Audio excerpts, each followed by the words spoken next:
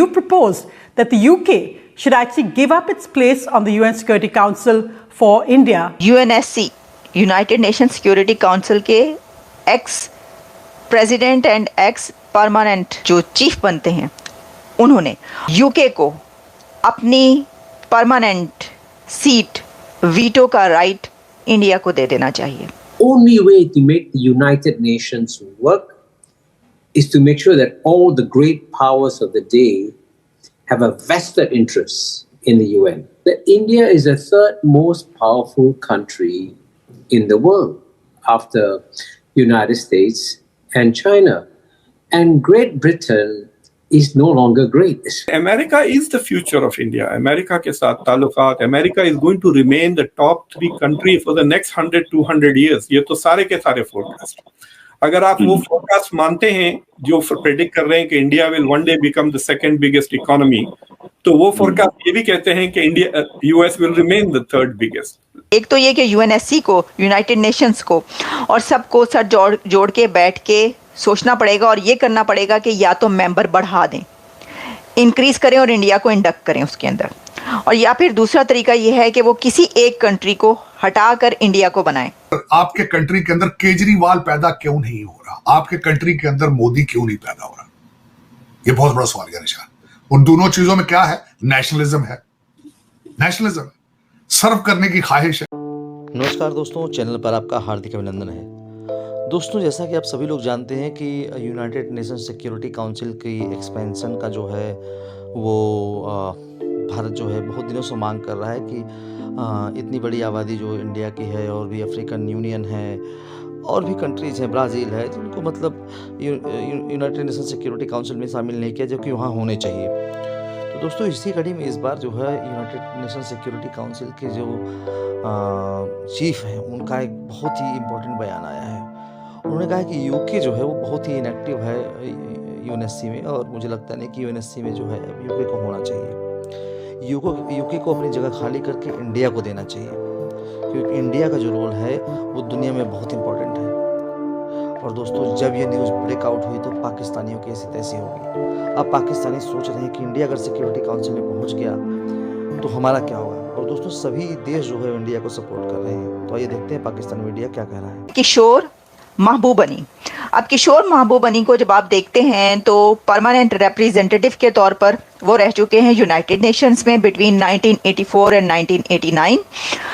फिर इसके अलावा वो 1984 से 1998 से 2004 तक भी रहे, और president of the United nation security council वो बिटवीन 2001 एंड 2002 रहे.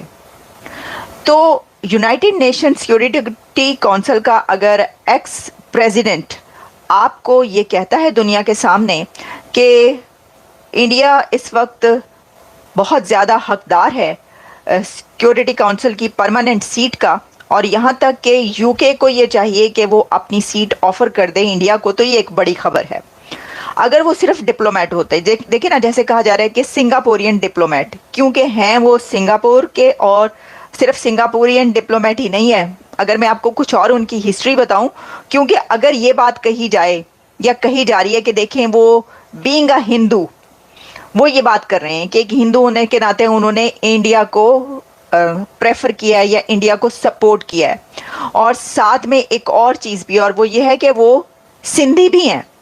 एग्जैक्टली जब पार्टीशन हुई थी तो उनकी फैमिली सिंध से थी, और सिंधी डिस्प्लेस्ड फैमिली जो है वो कही जाती है उनकी. तो उन्होंने जो है ये बात की है, वो सिंगापुर में ही बॉर्न हुए to Sindhi speaking Hindu family who were displaced from Sindh province during the partition of India. तो कहीं ना कहीं से ताल्लुक पाकिस्तान से भी जाके जुड़ जाता है. लेकिन बात यह है कि हम ये नहीं कह सकते कि जी वो हिंदू हैं इस वजह से उन्होंने सपोर्ट किया इंडिया को, या फिर वो क्योंकि पार्टीशन में जो है उससे पहले उनकी फैमिली वहाँ पर थी तो इस वजह से उनका कहीं ना कहीं से उस एरिया से, तो इसलिए उन्होंने इंडिया को सपोर्ट किया है.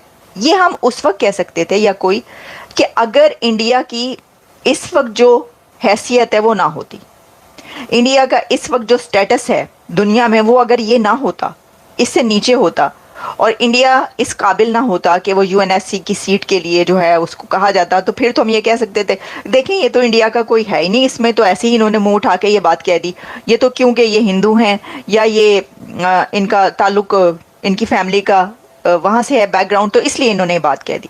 हम ये बात इसलिए नहीं कह सकते क्योंकि इंडिया का ऑलरेडी स्टेटस वो बन चुका है, और ये बात कही जा रही है कि इंडिया को अगर यूएनएससी की सीट नहीं दी जा रही तो ये उनके साथ नाइंसाफ़ी हो रही है, बात ये है।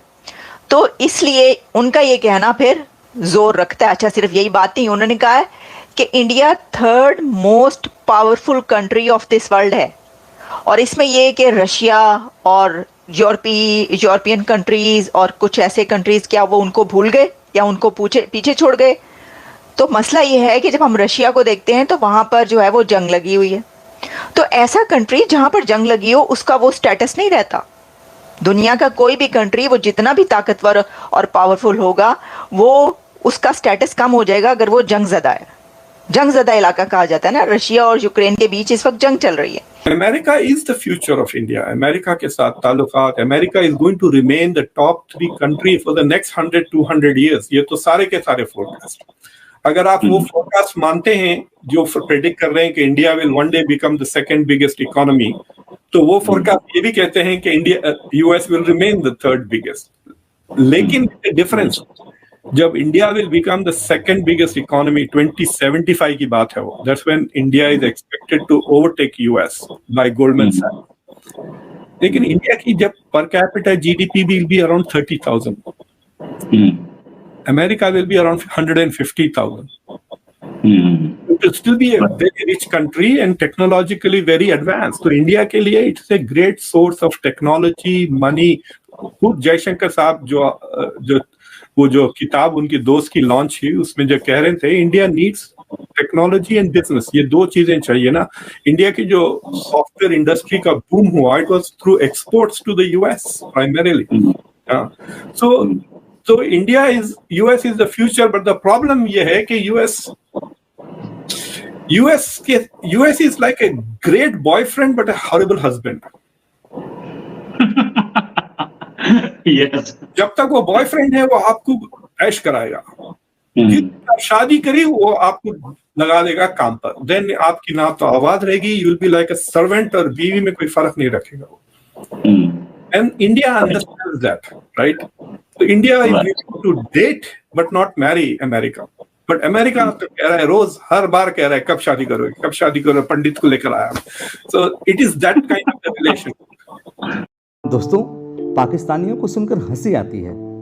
कहाँ से आते हैं ऐसे लोग? ऐसा लगता है ये लोग हमारे गोले के नहीं हैं, किसी और गोले से आए हैं।